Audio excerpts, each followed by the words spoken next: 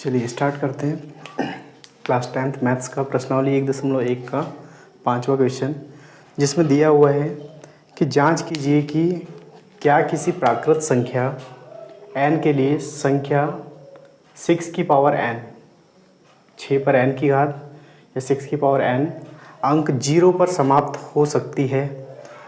तो क्वेश्चन में ये बोला गया है कि एक फॉर्मेट दिया हुआ है कि 6 की पावर n, और n क्या है, एक प्राकृत संख्या है। n जो है एक प्राकृत संख्या है, और ये जो है इसको यदि सॉल्व करने पे जो संख्या है वो 0 पर समाप्त हो सकती है या नहीं, ये जांच करना है अपने को।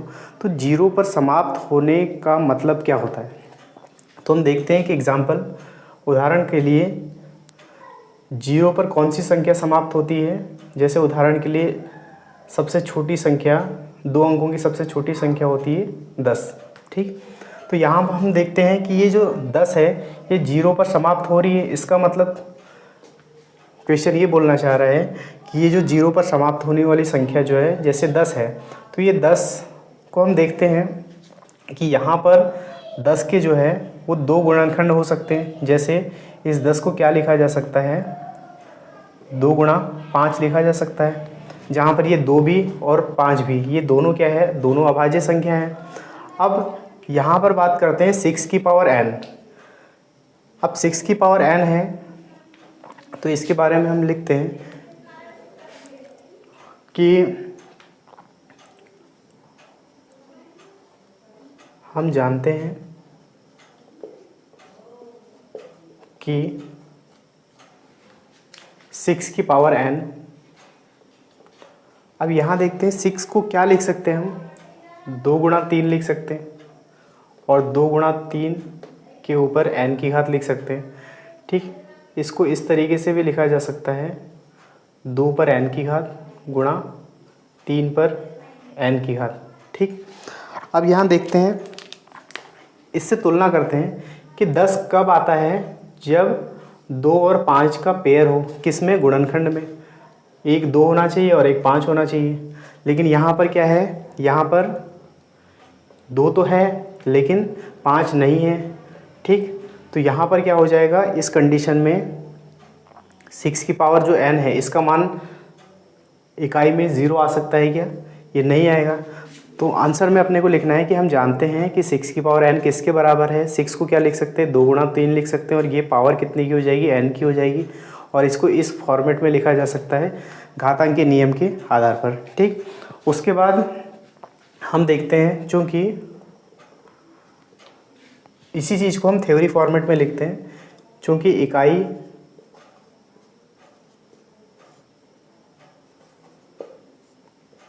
का अंक शून्य होने के लिए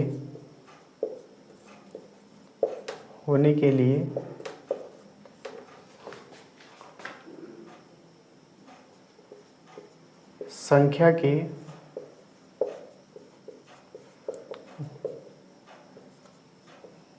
गुणनखंड में 2 और 5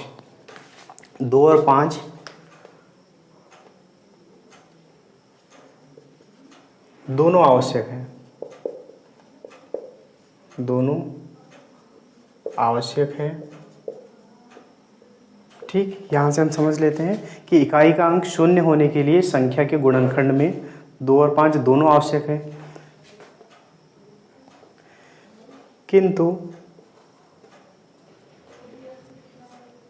6 की पावर n के गुणनखंड में 2 है, किंतु 5 नहीं है। ठीक, किंतु 6 की पावर n का जो गुणनखंड है उसमें 2 है, किंतु क्या है, 5 नहीं है। इसलिए हम बोल सकते हैं कि 6 की पावर n अंक 0 पर या 0 पर समाप्त नहीं हो सकती, नहीं हो सकती। ठीक, इसको एक बार फिर से समझ लेते हैं। हमने क्या किया है, ये जो 6 की पावर n है इसको 0 पर समाप्त हो सकती है कि नहीं ये चेक करेंगे। तो इसको हम लिख सकते हैं कि हम जानते हैं कि 6 की पावर n किसके बराबर है। 6 को हम लिख सकते हैं 2 गुणा 3 के फॉर्मेट में। अब यहाँ इसको जो घातांक का नियम है इसमें इसके अनुसार लिखते हैं, तो 2 पर n की घात हो जाएगी गुणा 3 पर n की घात।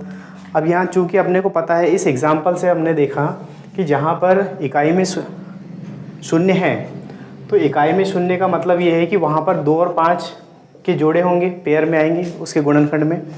अब तो इसी चीज़ को हम थ्योरी में लिखते हैं कि चूंकि इकाई का अंक शून्य होने के लिए संख्या के गुणनखंड में 2 और 5 दोनों आवश्यक है, किंतु 6 की पावर n के गुणनखंड में 2 है। यहाँ पर देखिए 2 है किंतु 5 नहीं है। ठीक, इसलिए क्या हो जाएगा, 6 की पावर n जो अंक है वो 0 पर समाप्त नहीं हो सकती। ओके, तो इसको नोट कर लीजिएगा।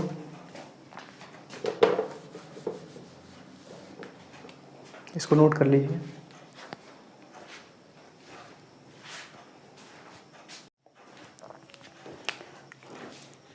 चलिए इसके बाद देखते हैं प्रश्नावली 1.2 का छठवां क्वेश्चन। इसमें दिया हुआ है कि व्याख्या कीजिए कि 7 गुणा 11 गुणा 13 प्लस 13 और 7 गुणा 6 गुणा 5 गुणा 4 गुणा 3 गुणा 2 गुणा 1 प्लस 5 है ना, ये दो संख्याएं दी हुई है कि ये जो दोनों संख्याएं बोला है भाज्य संख्याएं क्यों हैं, है ना। ये जो दोनों संख्याएं दी हुई है, ये दोनों संख्याएं भाज्य संख्याएं बोला है, उसका रीज़न पूछा है उसने। तो सबसे पहले हम देखते हैं, इसको सॉल्व करते हैं। पहली संख्या क्या दी हुई है, 7 गुणा 11 गुणा 13 प्लस 13। ठीक, यहाँ पर देखिए इसको आगे सॉल्व करने पे यहाँ पर 13 हम कॉमन ले सकते हैं। 13 कॉमन लेने के बाद में क्या बच जाएगा, यहाँ पर 7 गुणा 11 और प्लस का 1 हो जाएगा। ठीक, इसको फिर से आगे सॉल्व करते हैं तो 13 गुणा कितना हो जाएगा, 7 गुणा 11 77 हो जाएगा, मतलब 77 और प्लस 1 मतलब ये आ जाएगा 13, मतलब 13 गुणा 78। ठीक, इसको भी सॉल्व कर लेते हैं। यहाँ पर हम देखते हैं इसके आगे और सॉल्व कर सकते हैं। जैसे 78 है, 78 को हम क्या लिख सकते हैं,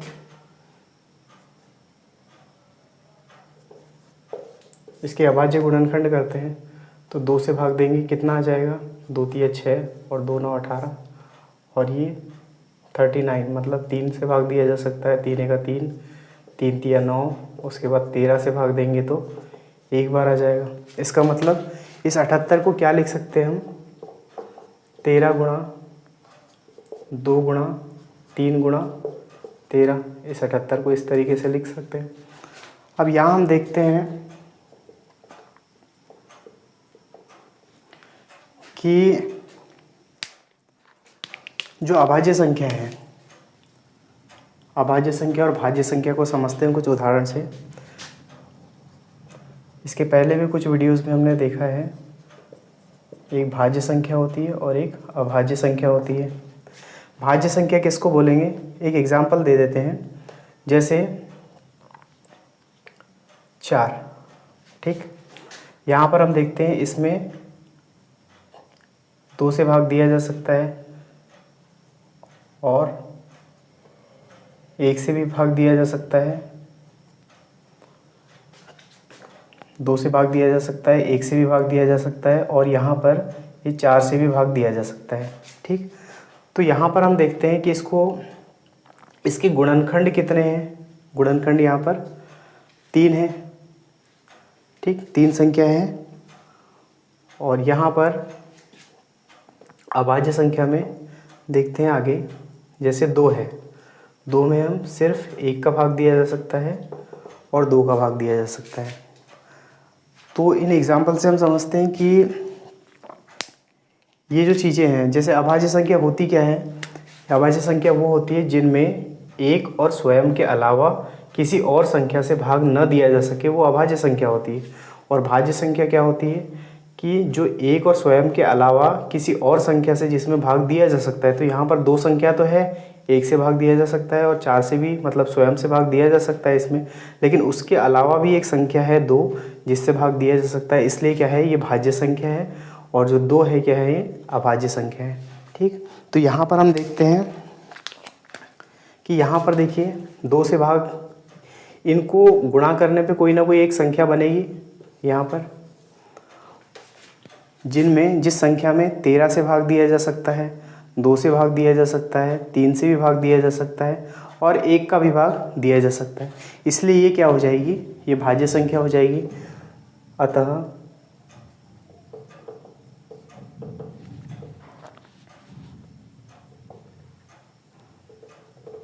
यह संख्या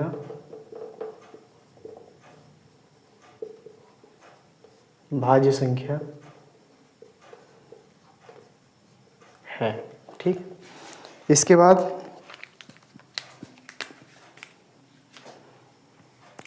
इसमें यदि इसको पूरा डिटेल में लिखना है तो ऐसा लिख सकते हैं आप कि चूँकि, यहाँ में साइड में लिख देते हैं, चूँकि संख्या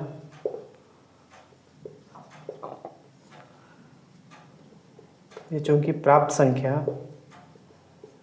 संख्या को एक और स्वयं के अलावा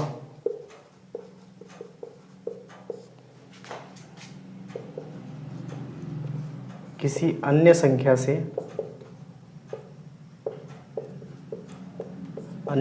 से भाग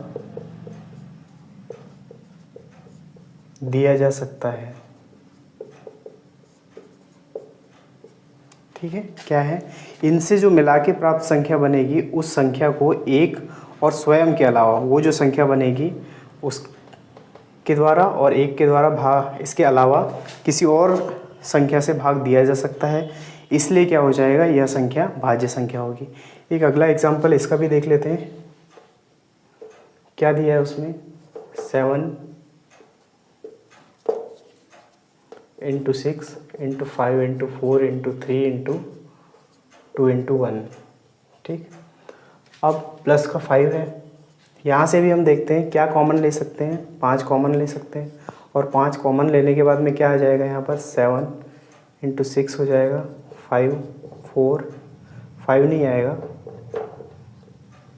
क्या हो जाएगा ये 4 3 2 और 1। और प्लस का देखो यहाँ पर 5 यहाँ से हट जाएगा और यहाँ से हट जाएगा, ये बाहर आ गया, तो यहाँ पर क्या बच जाएगा, शेषफल यहाँ पर 1 बच जाएगा। ठीक,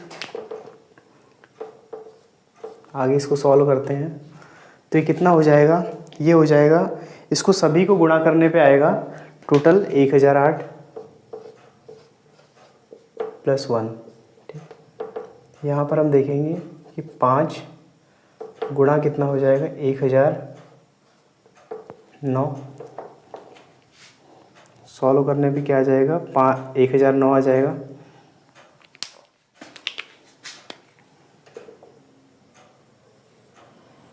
ये संख्या अपने को प्राप्त हो चुकी है। अब यहाँ पर भी हम देखेंगे कि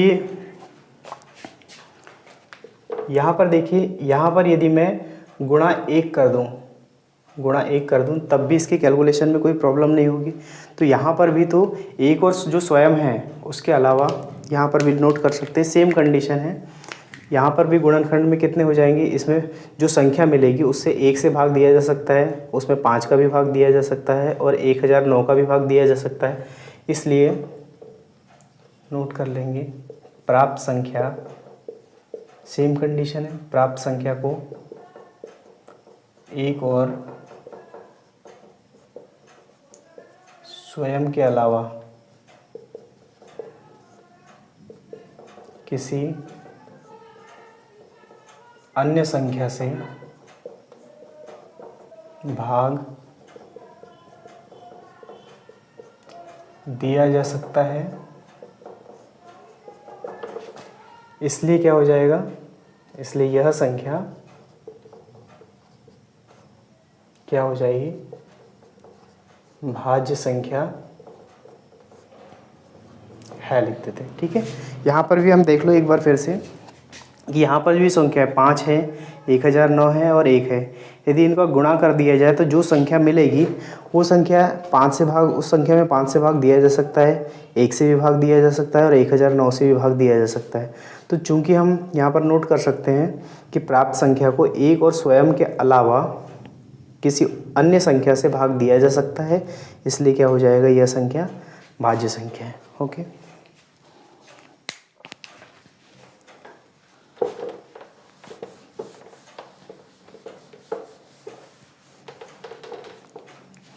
इसको आप लोग नोट कर लीजिए।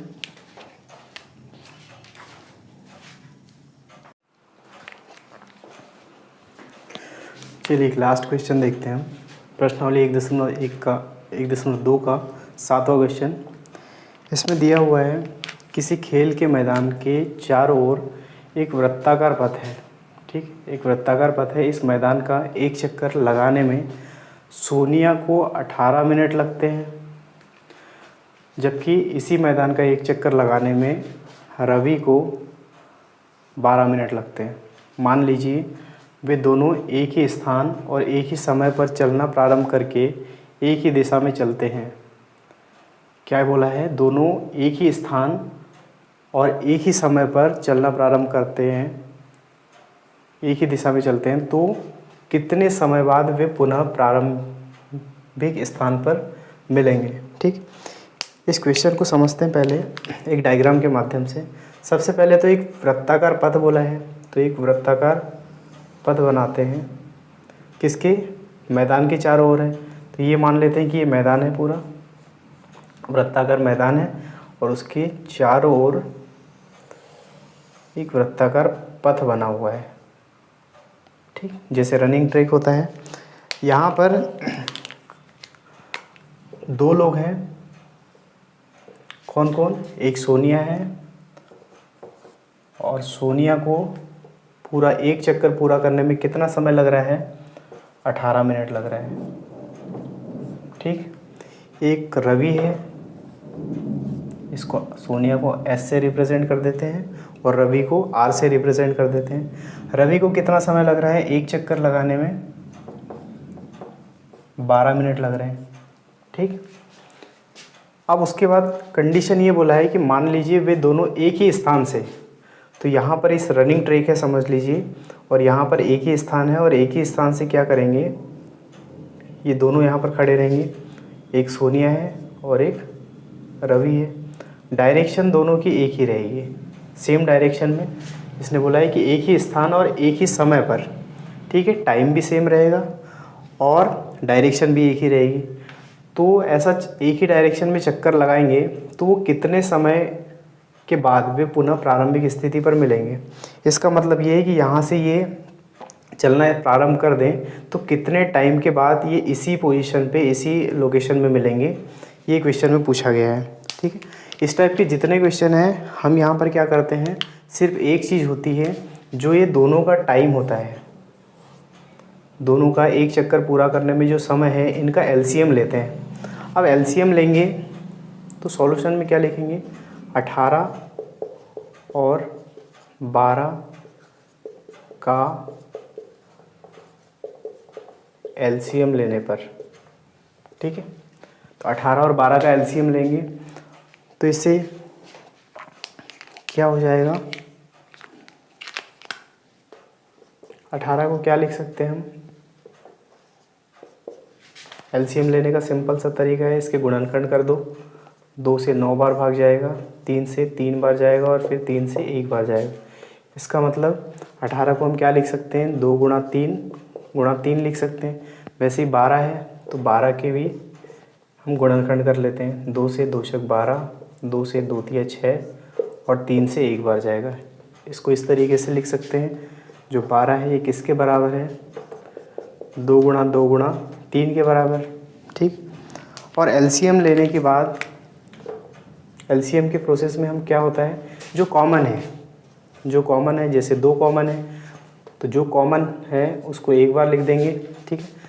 और कौन सी संख्या कॉमन है, 3 भी कॉमन है, तो 3 भी लिख देंगे। उसके बाद क्या करेंगे, ये जो संख्या शेष बच गई है 3 और 2, इनको जो सिंगल है उसको एक एक बार लिख देंगे। और जो कॉमन है, दोनों में कॉमन है, उसको सिर्फ एक ही बार लिखना है। जैसे दोनों का पेयर बन रहा है यहाँ पर, तो मैंने एक बार लिख दिया, और 3 का पेयर बन रहा है तो मैंने 3 एक बार लिख दिया, ठीक। तो एलसीएम इसका कैलकुलेशन कर लेते हैं, कितना हो जाएगा, 2 तिया 6, 6 तिया 18 और 2 36। तो 36 क्या हो जाएगा, इसका एलसीएम आ गया। और एलसीएम जो 36 आया है, इसकी यूनिट भी किस में होगी, मिनट में होगी, ठीक। यही इसका आंसर हो जाएगा। तो हम लिख सकते हैं कि दोनों 36 मिनट बाद पुनः